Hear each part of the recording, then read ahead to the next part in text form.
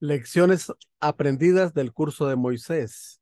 Suscríbase a Loredo Nelson, dele me gusta y no olvide darle clic a la campanita para que reciba todas las actualizaciones de los videos que compartimos regularmente. Los israelitas fracasaron en su segundo curso de restauración de Canaán a nivel nacional porque no pudieron establecer el período de 40 días de exploración para la separación de Satanás. El fundamento para recibir al Mesías consta de dos partes, el fundamento de fe y el fundamento de sustancia. Entonces, para indemnizar de nuevo este periodo, comenzaron su tercer curso de la restauración de Canaán a nivel nacional y después de 40 años errantes en el desierto, regresaron a Cadés. Moisés pudo establecer el fundamento de fe para el tercer curso y los israelitas pudieron situarse sobre el fundamento para el tabernáculo. Sin embargo, debido a la falta de fe de los israelitas y a que Moisés golpeó dos veces la roca, ambos fundamentos fueron invadidos por Satanás. Los israelitas externos que habían salido de Egipto centrados en Moisés fueron destruidos en el desierto, pero Josué y Caleb establecen el fundamento para el tabernáculo debido a que establecieron el período de 40 días de exploración para la separación de Satanás con fe y lealtad, basados sobre el fundamento de fe para el tabernáculo que había sido establecido por Moisés en el segundo curso. Los israelitas externos centrados en Moisés murieron todos en el desierto, pero los israelitas internos, los nacidos durante su vida en el desierto, cuando exaltaron y sirvieron al tabernáculo, pudieron cruzar el Jordán, llevando el arca de la alianza con total lealtad, centrados en Josué en el lugar de Moisés. Al destruir la ciudad de Jericó, entraron en Canaán, la tierra de su deseo. Así fue establecido el fundamento de sustancia en el tercer curso de la restauración de Canaán a nivel nacional. Por consiguiente, también fue establecido en este curso el fundamento para recibir al Mesías. Después del fundamento para recibir al Mesías a nivel familiar establecido por Abraham y después del curso de indemnización de 400 años de esclavitud en Egipto, causado por el fracaso de Abraham con la ofrenda, fue establecido el fundamento para recibir al Mesías a nivel nacional. Los hombres caídos de aquel tiempo erigieron un reino poderoso, Egipto, centrado en Satanás, y se pusieron en contra de la providencia celestial de la restauración. El Mesías no podía venir antes de que fuese establecido un reino en el lado de Dios que pudiese competir con el de Satanás, aunque ya había sido establecido el fundamento para recibir al Mesías a nivel nacional, centrado en Josué. Sin embargo, los israelitas internos, al entrar en Canaán, cayeron de nuevo en la infidelidad y la providencia fue prolongada hasta el tiempo de Jesús. Estudiemos entonces las lecciones aprendidas del curso de Moisés. En el largo curso de la historia, desde los tiempos de Moisés hasta nuestros días, muchos santos que han servido a la voluntad divina han leído el relato bíblico referente a Moisés. Sin embargo, pensaron que estas palabras eran simplemente el relato de la historia de Moisés y no ha habido un solo hombre entre ellos que haya sabido que Dios quiso enseñarnos a través de Moisés ciertos secretos concernientes a su providencia de la restauración. Jesús dijo, en verdad os digo, el Hijo no puede hacer nada por su cuenta, sino lo que ve hacer al Padre. Juan 5:19. Y dejó sin aclarar el significado fundamental del curso de Moisés. Juan 16:12. Moisés recorría el curso modelo para la providencia de la restauración. Este curso anunciaba el curso que más tarde tenía que seguir Jesús. Examinando la providencia de Dios centrada en Moisés, vemos que Dios está conduciendo la historia humana hacia un propósito absoluto. El curso de Moisés nos muestra que el grado del cumplimiento de la providencia de la restauración de Dios parte de la propia parte de la responsabilidad del hombre y que la responsabilidad del hombre decide el éxito o el fracaso de la predestinación de Dios. Incluso la voluntad predestinada por Dios, centrada en una persona particular, puede no tener éxito. Si la persona establecida para la predestinación falla en cumplir su propia parte de responsabilidad, Dios predestinó su voluntad de que Moisés condujese al pueblo de Israel a la tierra de Canaán, que emanaba leche y miel, y le mandó que lo hiciese. Sin embargo, cuando él y su pueblo fracasaron en cumplir su responsabilidad, solo Josué y Caleb de entre todos los israelitas que habían salido de Egipto entraron en Canaán y los demás murieron en el desierto. El curso de Moisés nos muestra que Dios no interviene en la parte de responsabilidad del hombre, sino que solo interviene en el resultado. Dios había conducido a los israelitas con milagros y señales maravillosas, pero no intervino en el acto del pueblo de hacer el becerro de oro. Mientras Moisés estaba en el monte recibiendo las tablas de piedra y en el acto de Moisés de golpear 2 veces la roca, porque estas eran las pruebas parte de responsabilidad que tenían que cumplir por sí mismos, ellos como pueblo escogido. Dios nos muestra por medio del curso de Moisés que la predestinación de su voluntad es absoluta. El hecho de que Dios lleva a cabo su voluntad una vez predestinada es cierto y absoluto.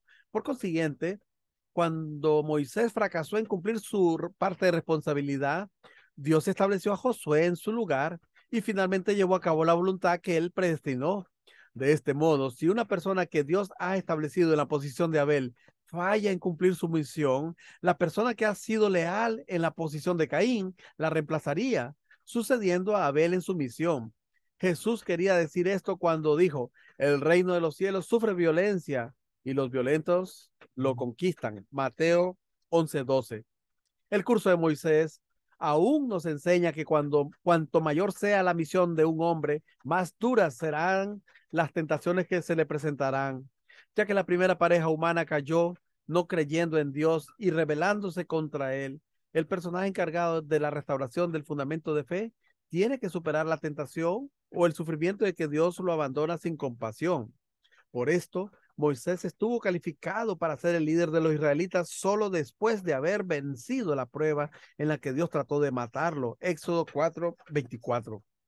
Ni Dios mismo puede conceder al hombre gracia de modo incondicional, porque originalmente Satanás llegó a poseer al hombre bajo la condición de la caída y podría acusar a Dios de injusticia si se le diera gracia al hombre sin una correspondiente tentación. Por lo tanto, cuando Dios otorga al hombre gracia, se asegura de ocasionarle una tentación que preceda a la gracia o a continuación de ella o a ambas cosas, para evitar así la acusación de Satanás. A Moisés se le otorgó la gracia del primer éxodo solo después de su sufrimiento durante 40 años en el palacio del faraón. De nuevo se le dio la gracia del segundo éxodo solo después del sufrimiento durante 40 años en el desierto de Madián, Éxodo 4:20. En Éxodo 8 del 1 al 4, por orden de Dios, Moisés se presentó ante Faraón para pedirle que dejase salir al pueblo de Egipto y le advirtió de la plaga de ranas que vendría si se negaba a hacerlo. Y el corazón de Faraón se endureció y no los escuchó como Dios lo había dicho. Dios concedió a Moisés 3 grandes señales y los milagros de las 10 plagas, Éxodo 7:1, Éxodo 10:2, únicamente después de la prueba en la que Dios trató de matarle, Éxodo 4 del 24 al 25. Habiendo pedido Faraón señal, Aarón lanzó la vara de Moisés y ésta se convirtió en culebra. Los hechiceros de Faraón hicieron lo mismo, pero la culebra de Moisés se comió a las demás, Éxodo 7 del 8 al 13. Así que vemos que las plagas, la primera plaga, Éxodo 7 del 14 al 25, el agua se convierte en sangre. Éxodo 8 del 5 al 7, la segunda plaga, ranas que afectan huertos y cultivos egipcios. La plaga número 3, Éxodo del 8 del 16 al 19. Aarón golpeó con su vara el polvo de la tierra, el cual se volvió jejenes en todo el país de Egipto. La plaga 4, Éxodo 8 del 20 al 23. Cuando Faraón salió a adorar al Nilo, Moisés le anunció la plaga, toda clase de insectos nocivos.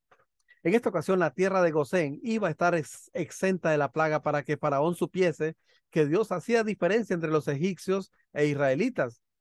Dios usó esta plaga como una señal de redención para su pueblo. Éxodo 9 del 1 al 7, la plaga 5, Moisés volvió a entrar en la presencia del faraón para que éste dejase ir a Israel y le dijo que esta plaga iba dirigida al ganado que estuviese en el campo.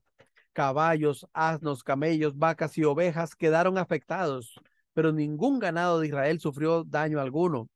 Faraón envió y comprobó que realmente el ganado de Israel no había sido afectado por plaga. La plaga 6, Éxodo 9 del 8 al 12, tomaron un puñado de ceniza de un horno y Moisés la esparció hacia el cielo ante Faraón. Se produjo un sarpullido ulceroso tanto en hombres como en bestias. Esta plaga afectó especialmente a los hechiceros que no podían estar ante el Faraón a causa del sarpullido. Plaga 7, Éxodo del 9 del 20 al 35. Eh, los egipcios que obedecieron a Moisés se libraron de los efectos de esta plaga, pero no así aquellos que no temieron a Dios. Tampoco en la tierra de Gosén cayó el granizo. Además de destrozar la tierra, desgajar los árboles y matar a toda persona o ganado que no se hubiese resguardado, el granizo y el fuego destruyeron la cosecha de lino y la de cebada. Faraón admitió su pecado. Plaga 8, Moisés extendió su vara sobre Egipto y durante todo aquel día y toda aquella noche sopló un viento oriental que trajo langostas al día siguiente. Por orden divina, Moisés extendió su mano al cielo y hubo densas tinieblas por 3 días que cualquiera las podía palpar. Nadie vio a su prójimo ni a nadie, ni nadie se levantó de su lugar durante esos días. Mas todos los hijos de Israel tenían luz en sus habitaciones. Faraón admitió que todo el pueblo pudiese ir, pero dejando su ganado. Pero Moisés no aceptó irse sin el ganado. No quedará ni una pezuña. Faraón no solo se negó, sino que amenazó a Moisés de muerte. Éxodo 10, del 21 al 29. A pesar de la amenaza de muerte, Moisés se presentó ante Faraón para anunciarle la última plaga, la muerte de todo primogénito, tanto de hombres como de animales. Éxodo 11. Esto se iba a cumplir a la medianoche.